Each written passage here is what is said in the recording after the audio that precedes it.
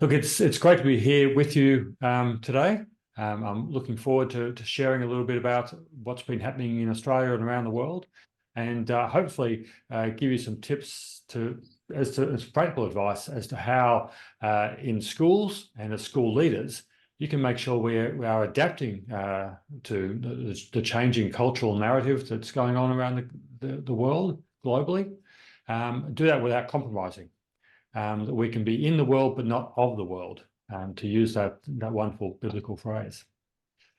Just to give you a bit of a sense of where I'm from Australia, the great land down under. We've got beaches, we've got the Opera House, we've got the Harbour Bridge we've seen on New Year's Eve fireworks. A great place to come and visit if you ever want to come for a holiday.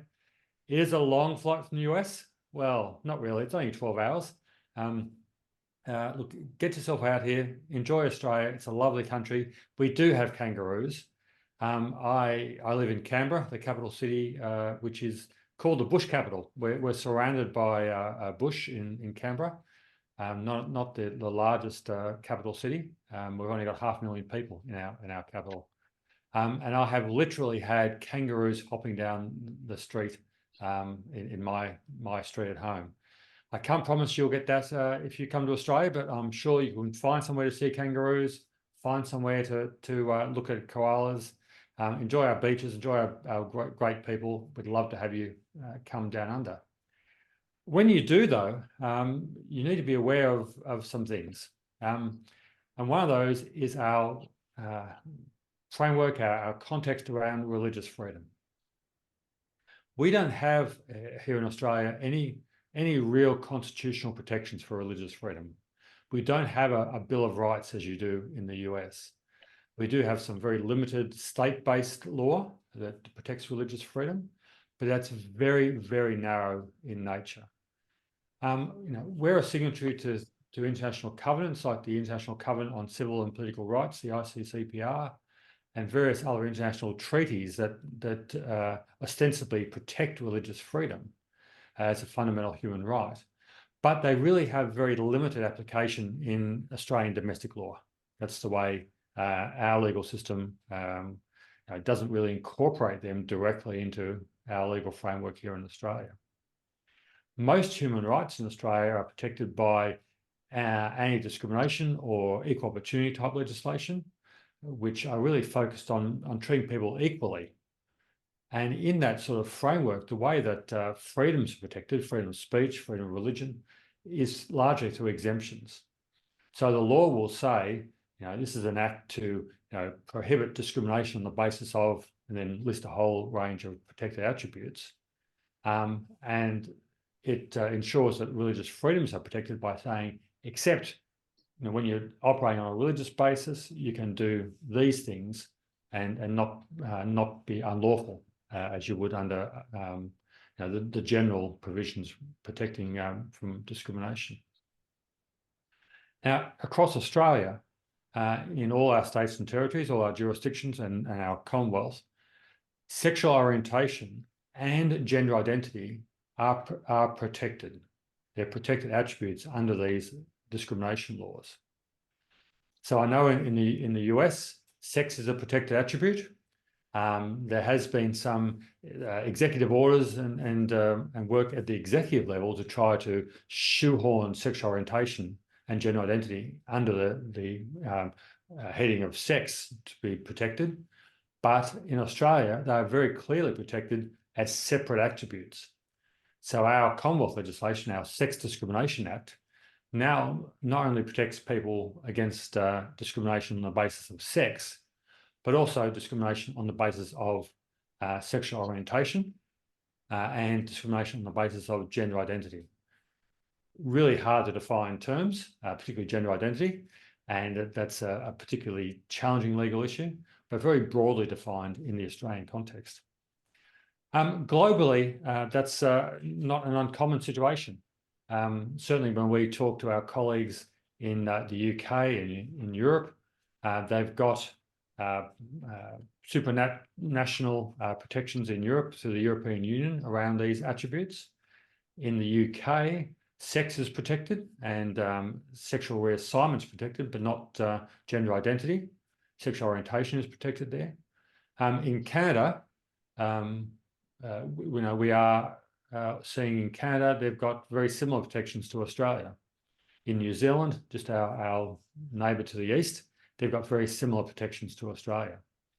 So much of the Anglosphere, much of the Western world has adopted very similar types of protections around these issues of sexual orientation and gender identity. All this comes against the background of a social context, which politics is downstream of culture.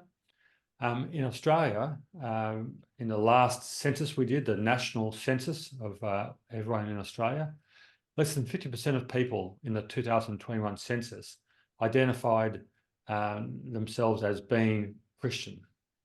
Now, that's down from about 80% a few decades ago.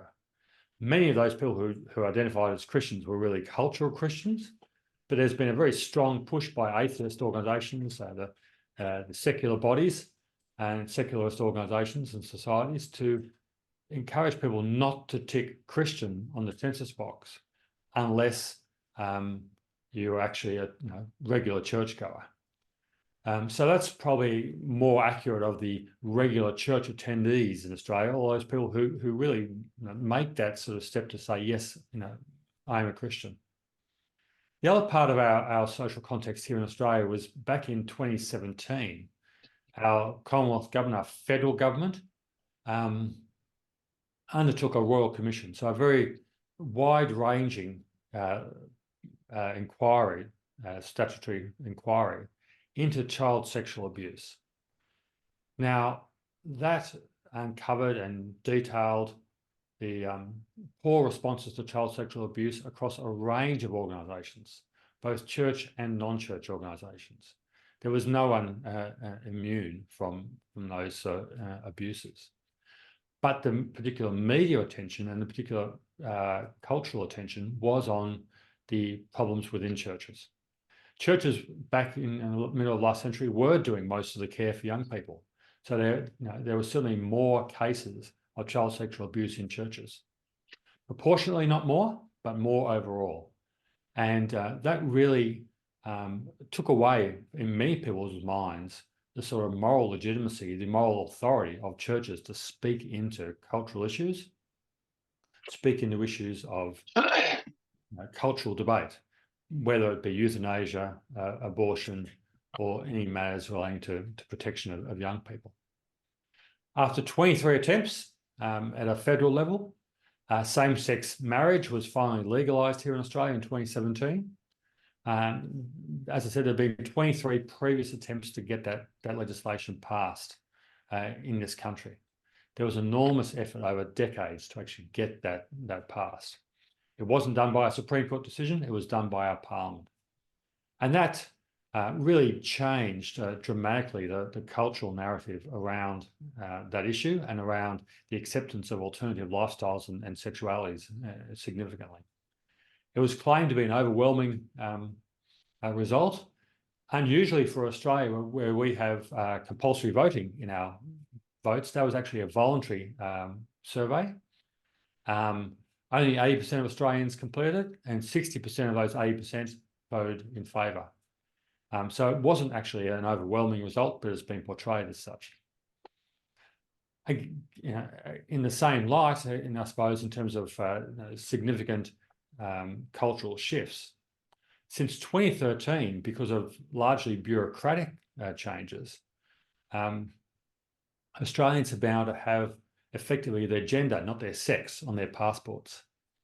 So simply by having a medical practitioner certify that I'm identifying and now living as a female or as intersex, I could have my passport under the category of sex to be indicating I'm F for female or X for intersex.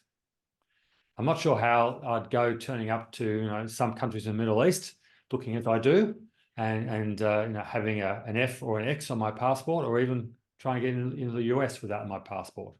But that's been available to us since 2013. In many of our states and territories now, you can change the sex shown on your birth certificate the initial primary identification document for everyone to your preferred gender. And in some jurisdictions, there is no limit on what that gender can be. Sorry, that's not entirely true. They do limit it to make some prohibited genders, some offensive genders. So I could, if I lived in one of those jurisdictions, I could change the sex on my birth certificate to indicate I was female, to indicate I was pansexual, to indicate I was a whole range of other things on my birth certificate. And that then becomes, for all legal purposes, my gender or sex. They're used interchangeably. And in a number of our jurisdictions, almost half of our jurisdictions now in Australia, we've got very aggressive legislation banning so-called conversion practices. Now, when most people think of conversion practices, they're thinking of the electroshock therapies, the sort of aversion therapy that mainstream psychiatry used in many cases in the middle of last century. But within this legislation, it's a very broad definition of conversion practices. In some of the explanatory material, they talk about conversations with community leaders being potentially a conversion practice. And in one jurisdiction, the legislation itself actually outlaws prayer, with the particular regulator in that state suggesting that me praying for someone who isn't even present when I'm praying, that they might change their gender or not act on their same-sex attraction, that potentially be unlawful. If that person is found to be harmed by my actions, that's potentially criminal, and I could be facing 10 years in jail simply for praying for someone. So we have a fairly aggressive, very progressive, to use the language of some of the ideologues, cultural environment. That comes against the background of a long-term narrative. This doesn't happen overnight. This happens because over decades we've been told about the horrific mental health outcomes for LGBT young people. That's largely driven by self-completed surveys, which has a whole range of methodological problems. People are recruited through activist groups. They're encouraged to fill these surveys out and indicate about all their mental health issues. It ignores the comorbidities that are generally there around these young people. They often have depression, anxiety, as well as their LGBT or gender concerns. It's simply put, and there's no indication that this is actually correct, but the narrative that's portrayed is that discrimination is the major cause of these adverse mental health outcomes. And flowing from that, the way that it's been more aggressively put here in Australia is that anything less than affirmation, or in some cases they're talking about the language of celebration. If we're not celebrating LGBT young people for their sexual orientation or their gender identity, that is enough to be claimed to be discrimination. And of course, people of faith who actually hold beliefs around these things are considered to be a significant cause of discrimination. They are a masterpiece. People of faith who are speaking out against some of these issues. And therefore, Charlie, they are magnificent. Belief is considered to be harmful. And that's the overwhelming, the driving narrative in the political realm around these things in Australia.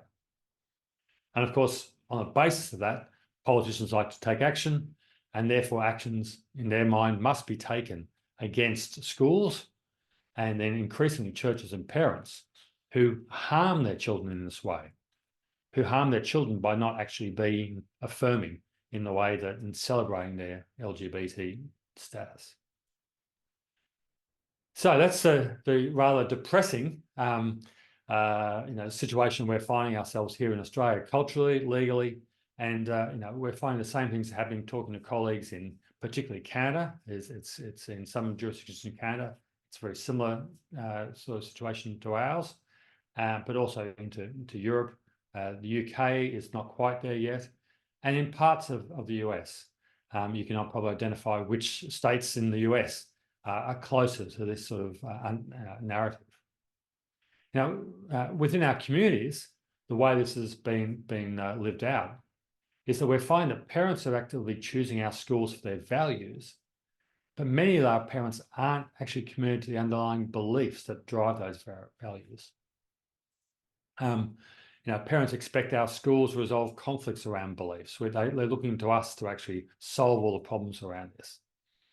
One of the other defining things we're finding in relation to our schools is that, increasingly we're finding parents wanting to enroll their children at the secondary level. So year 7 level for us. So around 12 or 13 years of age is when they're looking to enroll their children in our schools.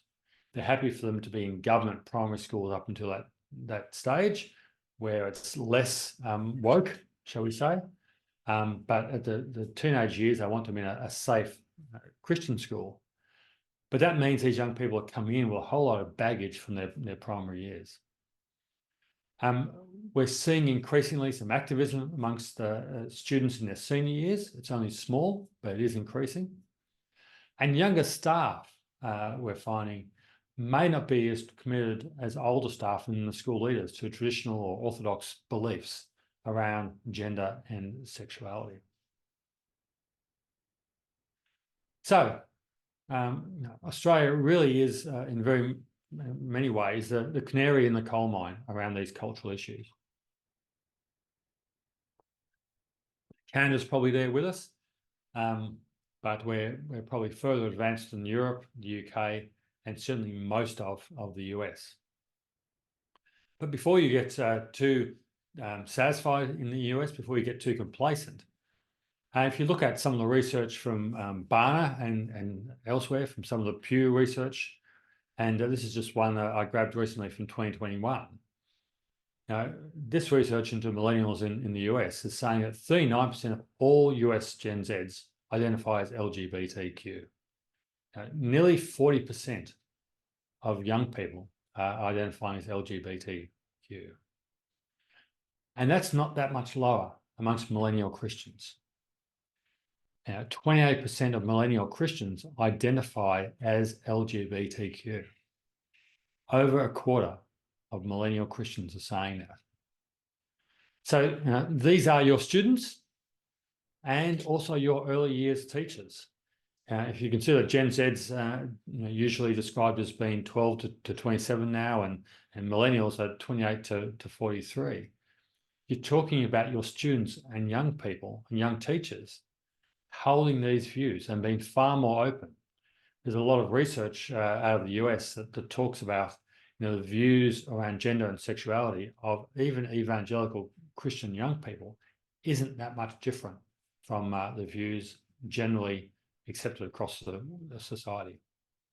So these issues are coming for you. These issues you need to grapple with, and these issues are not simply going to go away because you have strong protections for religious freedom.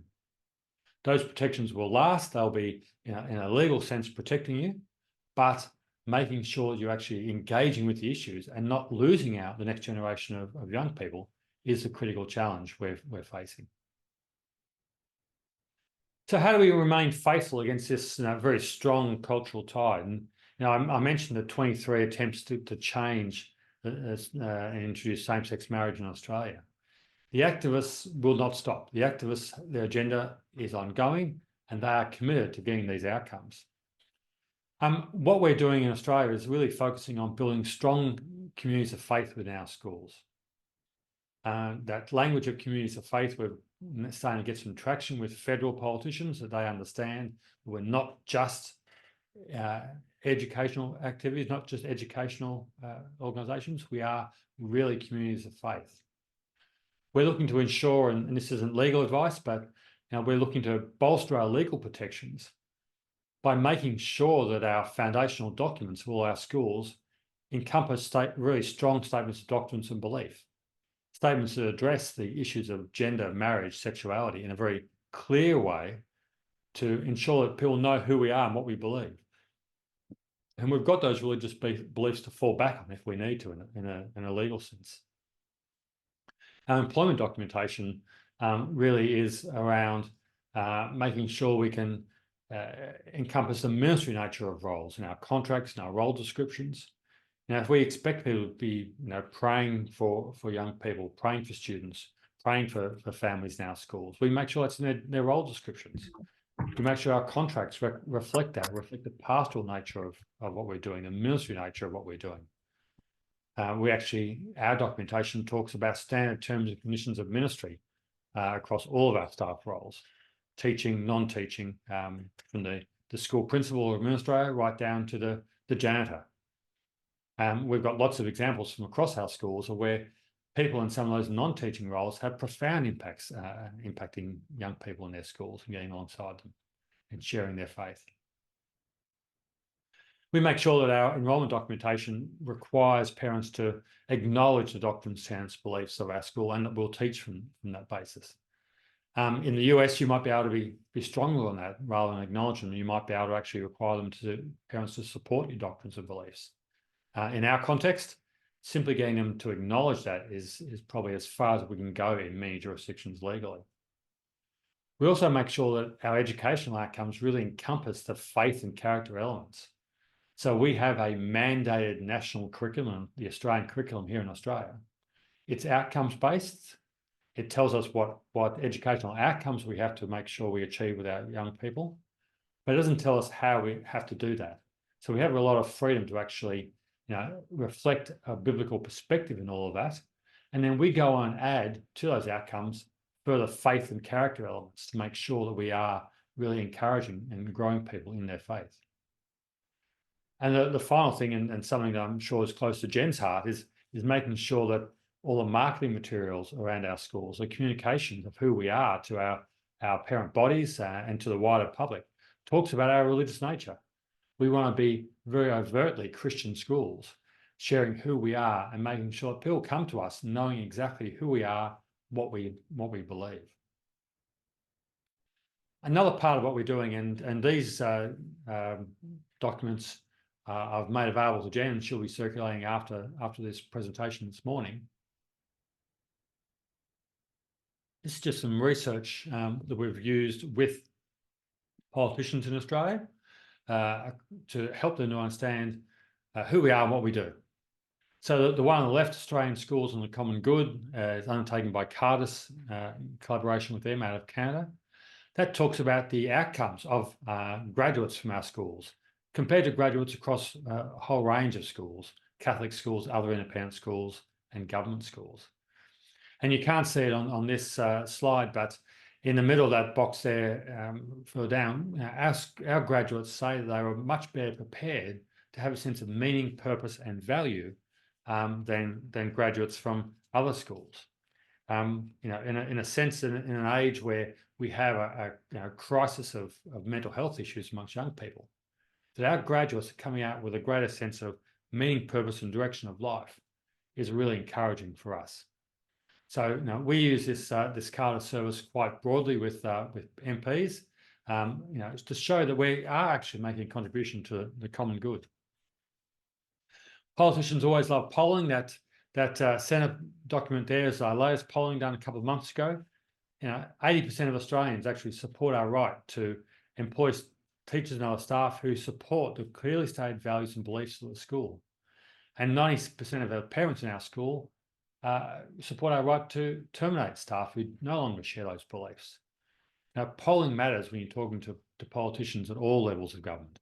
And we've been investing in that for the last 4 or 5 years, just helping them to understand that the public are supporting us.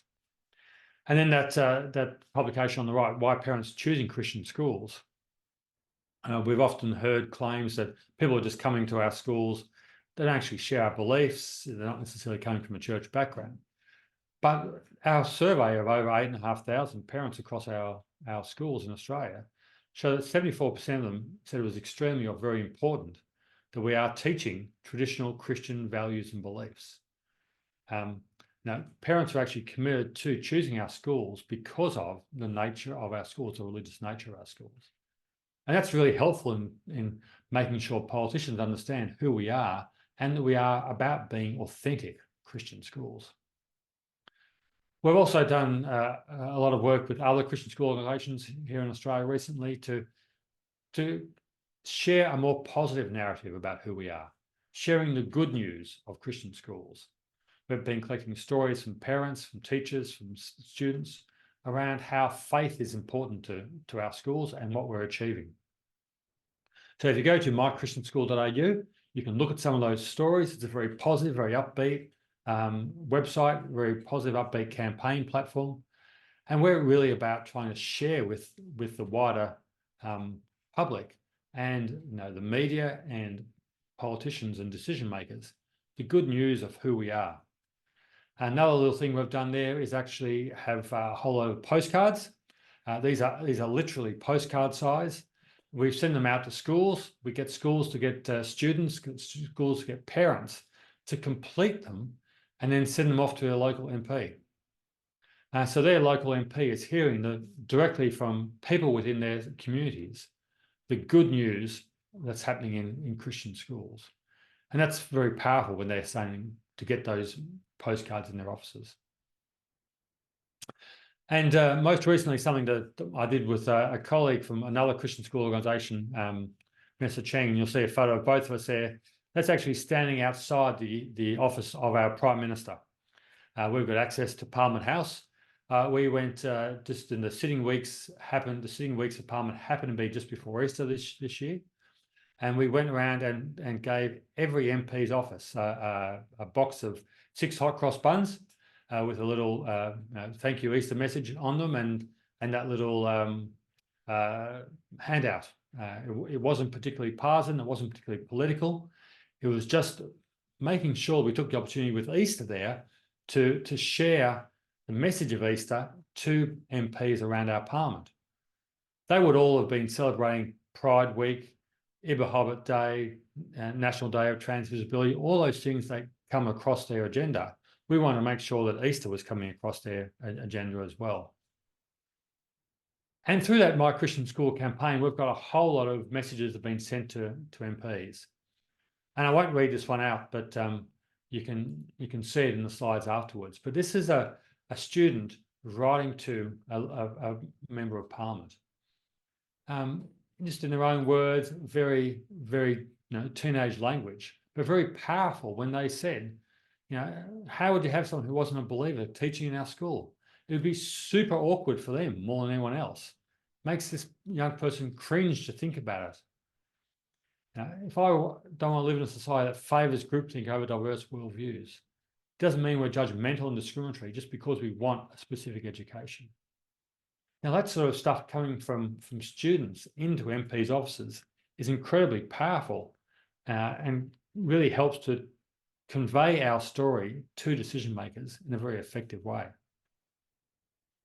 And that's one of the things we've learned in working with our schools is we need to be telling our stories far more effectively.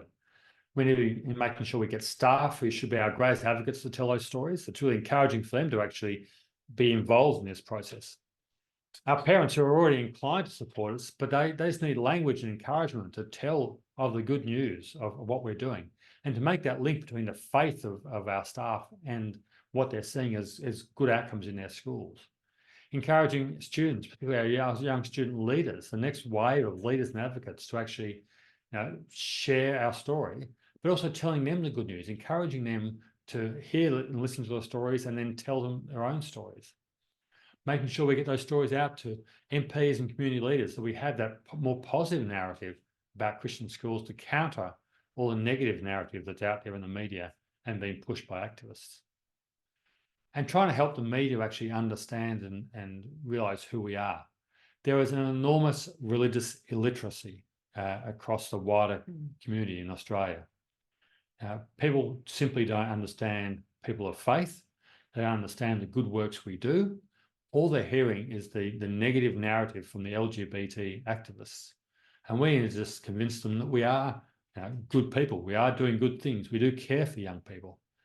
And just to stop them in the tracks sometimes by doing some good deeds that they can be challenged with. So that's a lot about the external work we're doing to try to get that broader environment that we can operate in a legal way and making sure we're pushing back against some of the broader cultural narratives. Within the schools, there's a whole lot of challenges that we're facing, like every other school across the globe, particularly the West. And this is a verse that's really been foundational to the Christian school movement here in Australia. We're very blessed in Australia. We have more than a third of students actually educated in non-government schools. And most of those non-government schools are faith-based of one sort or another.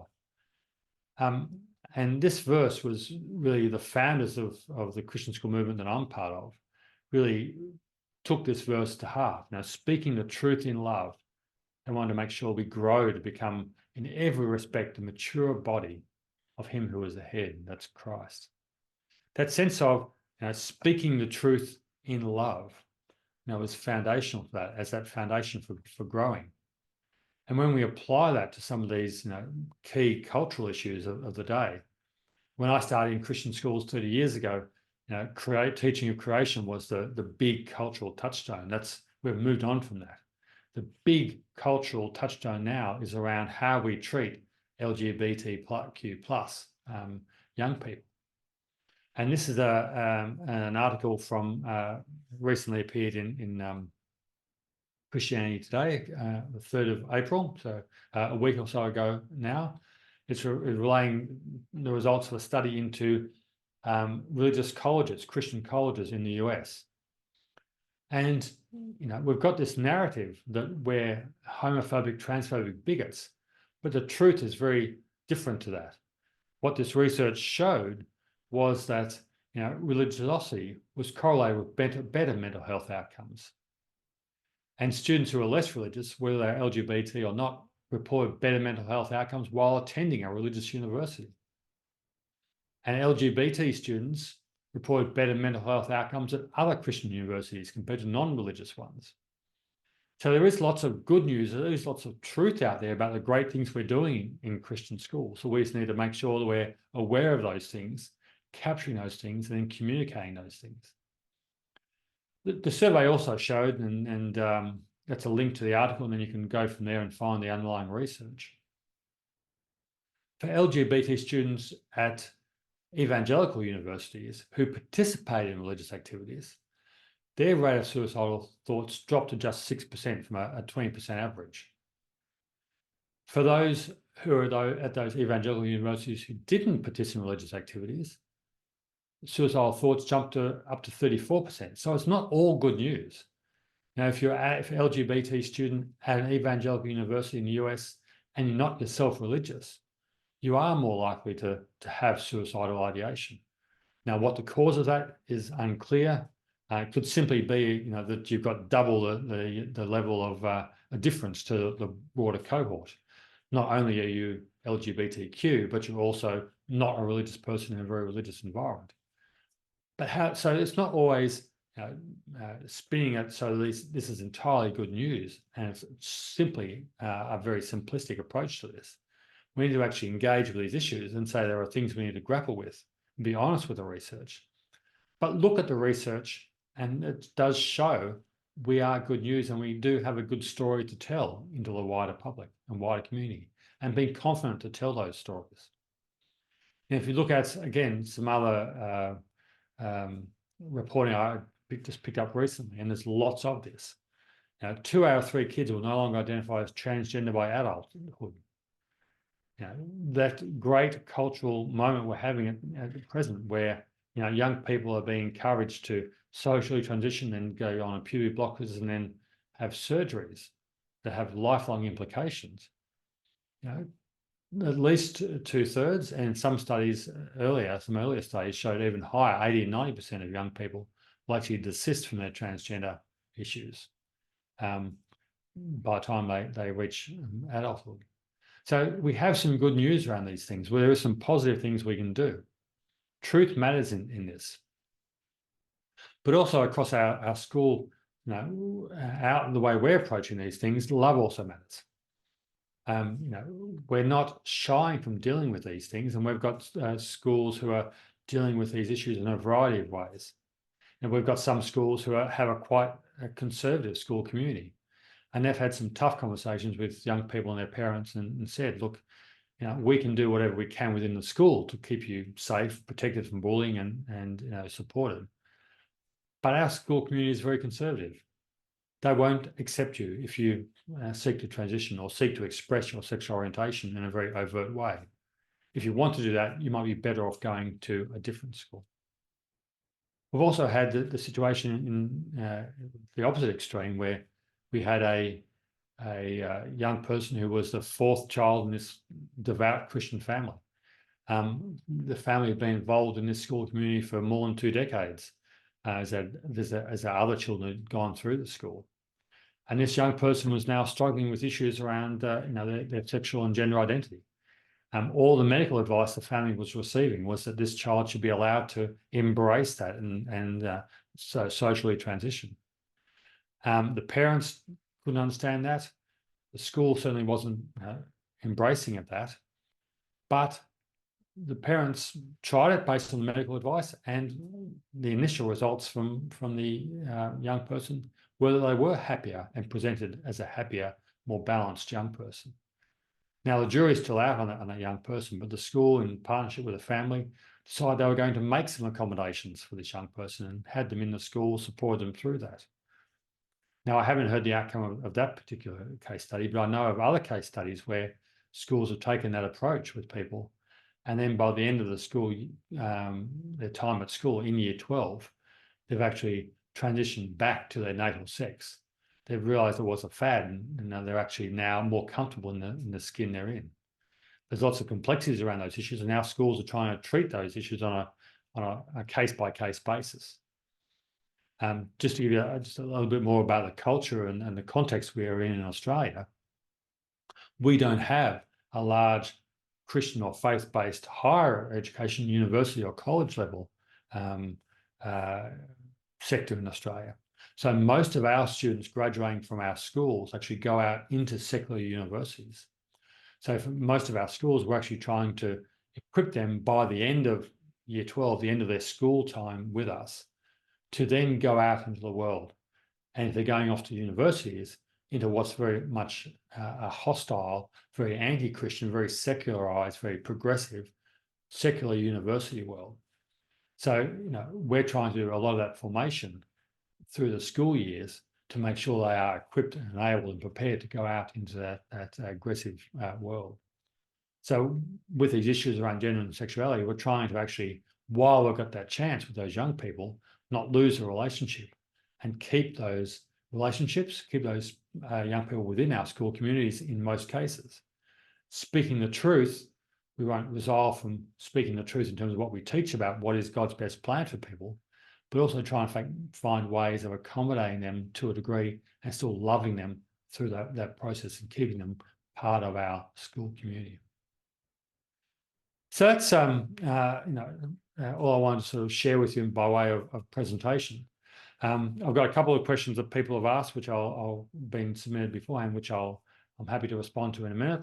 You've got my email up there, and Jen will be sharing these slides and some other materials after this webinar, and I'm happy to keep in touch with you and answer any questions. But I'll just stop sharing my screen now, and we can just have a chat around any questions you might have or any things you might want to raise or talk about.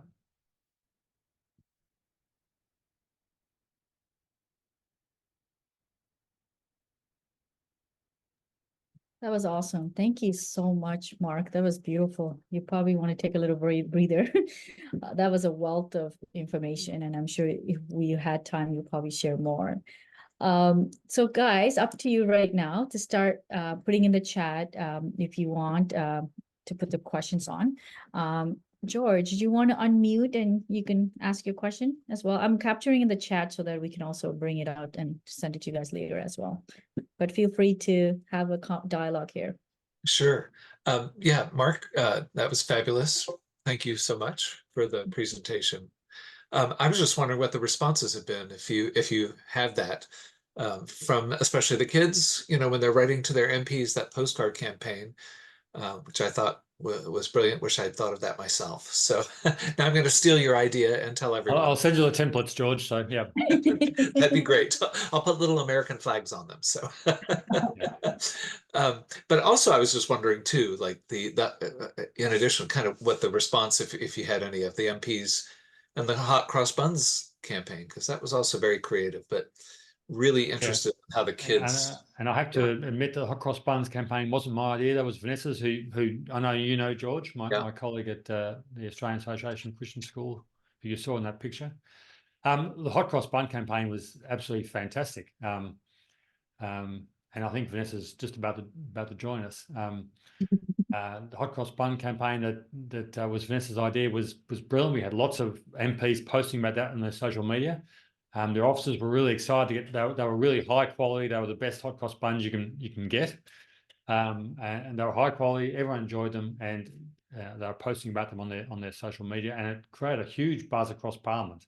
We heard MPs were looking forward to getting theirs. The postcard campaign, again, it's been really positive. It's been a great encouragement to MPs who are supportive of us, and that's been part of the benefit. Now, those MPs who are sitting in Congress in your context in the US, seeing their congressional officers to get something like that, it's just, if it's from a young child, I might draw. It's just a cute thing to get. It's just an encouragement in your day, and that they've often come back to the school and said that really made their day in a couple of cases. Have we suddenly won 10 votes on the basis on the floor of Congress as a result? Hard to know. But it's just about making and normalizing, Christian conduct, Christian behaviour, and the Christian world. And particularly in Australia, we as Christian people of faith are incredibly marginalised now, and we're just not seen in everyday life. It's just partly a matter of just getting those things out there into everyday life, and just encouraging MPs and making it real for them. We understand that as a piece of correspondence, those postcards have to be logged in their systems, and they have to get a response. So that's why we've gone for the physical postcards rather than an email. So over time, they'll have to keep track of these things.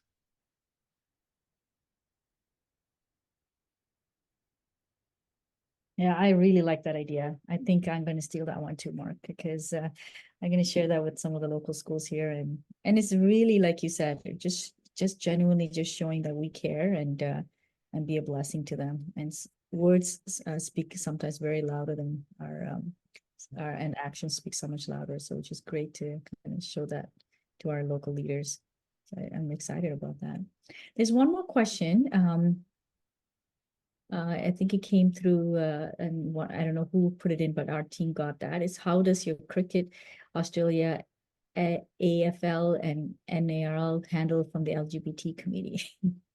I don't know. Yeah, so I presume that's someone from Australia who must have put that question in, because AFL's one of our sporting football codes, NRL's another one of our sporting codes, equivalent to your NFL, except our people are tougher, but they don't wear padding and helmets.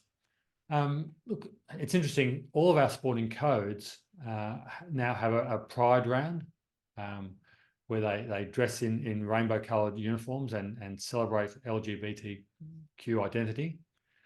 They're increasingly playing on holy days. So Easter used to be a period where there was no football on Easter Sunday and Good Friday. Now they're playing games on those days. And they're even talking about having games on Christmas Day now.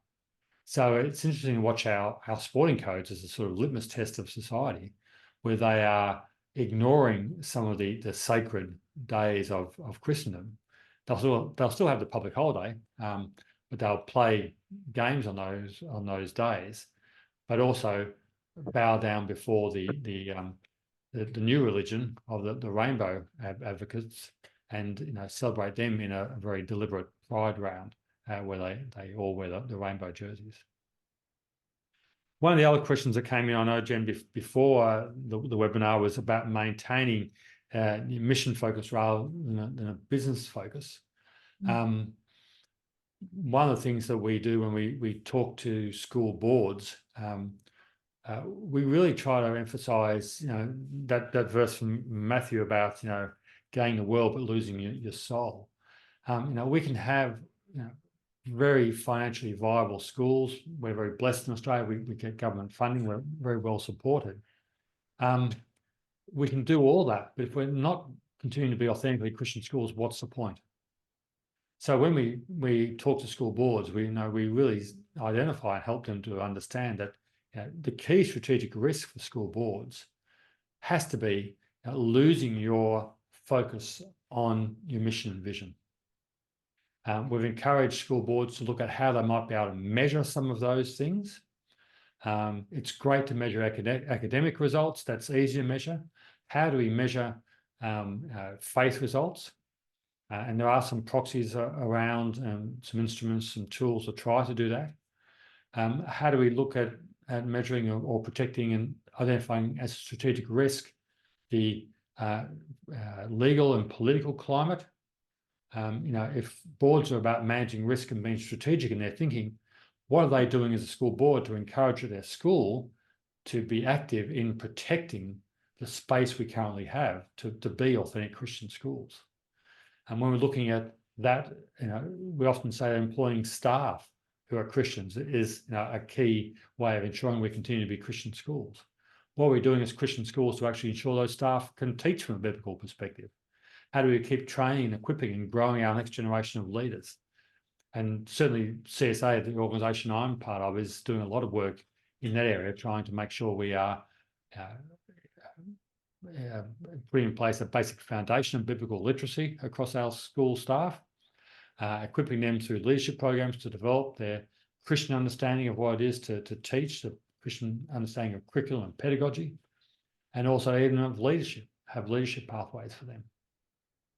So these are the sort of discussions we're encouraging school boards to have to make sure they're focusing not just on the business of the school, but also on actually what the purpose of the school is in a significant way.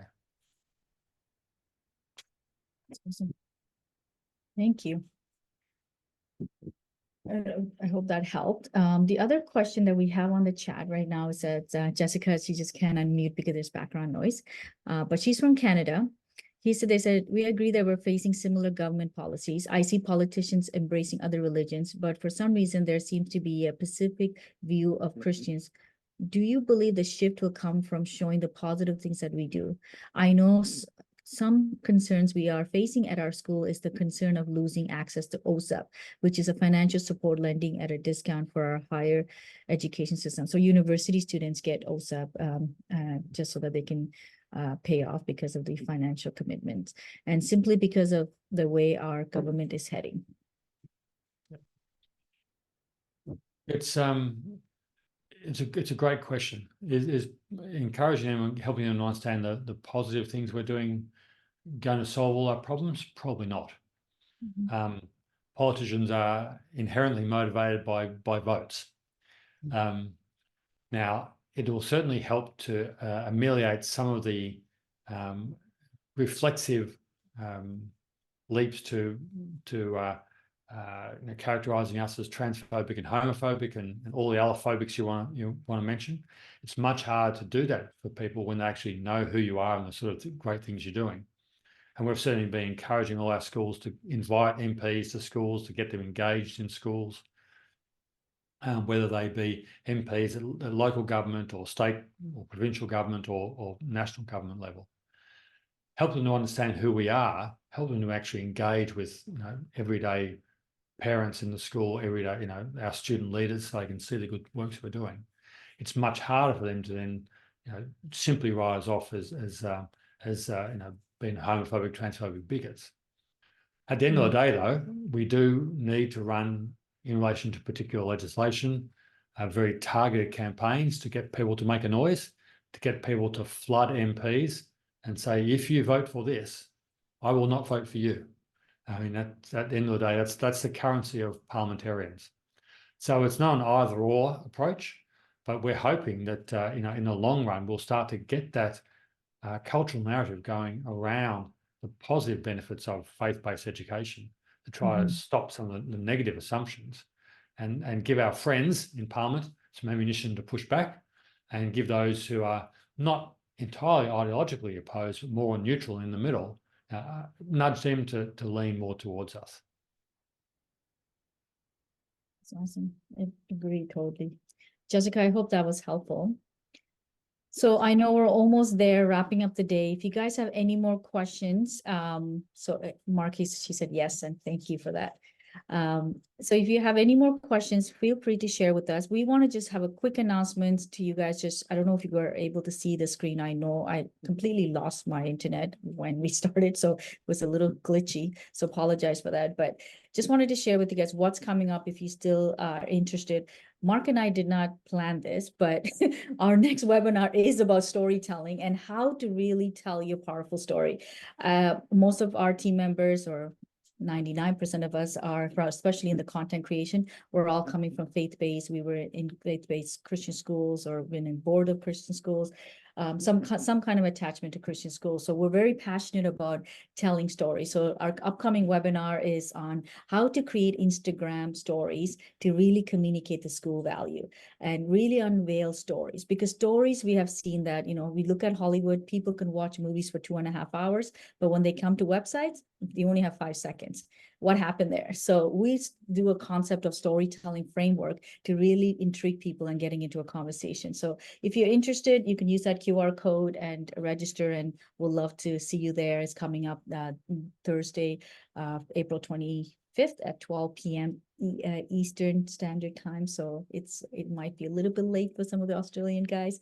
Apologize, but we can definitely, if you're interested, let us know. We can record it and share that with you as well. So I was definitely blessed by Mark. And if you are an ACSI member, you can actually hear Mark even more. So he's actually going to speak at the summit, at the Public Policy and Advocate Summit on September 16th to 18th, 2020, this year at the Washington, D.C. place. So if you want to register, you can use that QR code. If you don't know what QR code and how that's working, no worries, let me know and I can send you the link so you can register directly. We have covered a lot there. If you have any questions, we would love to help you out. Visit our website for more information and resources, give us a call, or send us an email. We are here to help your Christian school grow.